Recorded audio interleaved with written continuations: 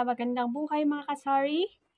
Kumusta ang maghapon natin ngayong Monday, January, ano ba ngayon? January 29.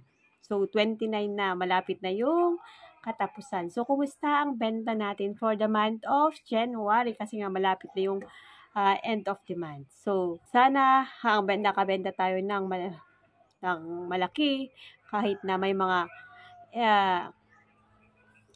nagsusulputang mga kakompetensya dyan sa tabi-tabi is nakakabenta pa rin tayo and nakakasurvive ang ating mga sari-sari store.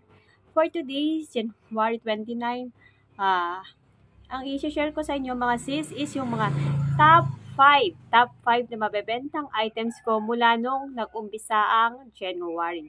So, ano nga ba yung mga mabebentang items ko this month of January? So first, kasi nga January 3, mga bata sa school, may pasok na yung mga bata. So first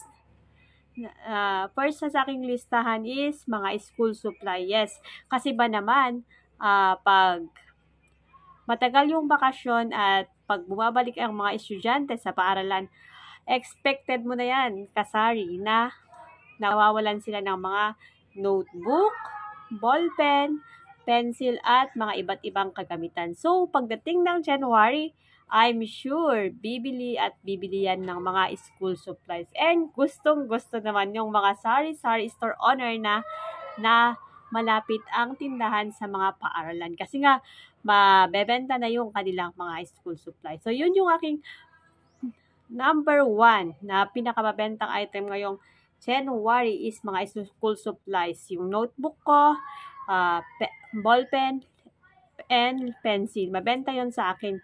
So, ang tip ko mga kasari, starting off now na nakakabenta na tayo na naman ng mga school supplies, mag-restock na rin tayo. Kasi nga, I'm sure, pagdating ng pasukan, is magmamahal yung mga school supplies. So, ako, ang diskarte ko dito sa tindahan is, kapag nabili ako ng mga candies or cheap toys, kasi nga isa rin lang yung pinagbibilhan ko ng mga candies, cheap toys, and school supply, kumukuha na rin ako ng mga stock ko na school supplies para naman nang sa ganun is hindi ako mabigla kapag pasukan na ng mga bata.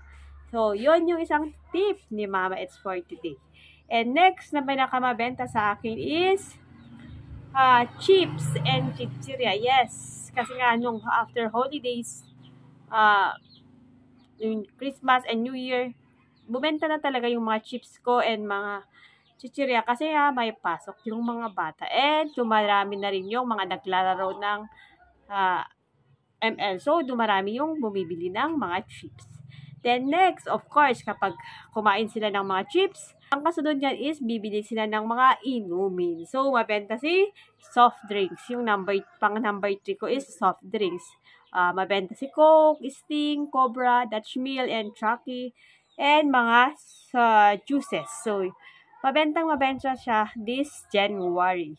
And I sure lalakas pa yan kasi nga paparating na naman yung tag-init.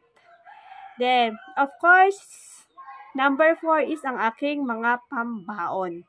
Yung mga biscuits, lahat ng klase ng biscuits and parang mga cakes, yung lava cake, Dewey Donut, Fuji Bar, mabenta sa akin. And of course, hindi rin magpapahuli yung ating mga noodles or kape. Kasi nga, malamig yung panahon ngayon. So, mabenta si noodles and mga kape. Mabenta yung mga 3-in-1 ko. Yung si Coffee ko Blanca, Great Taste White, Coffee ko Black. Yun yung mga mabebentang 3-in-1 coffee ko for ngayong month of January.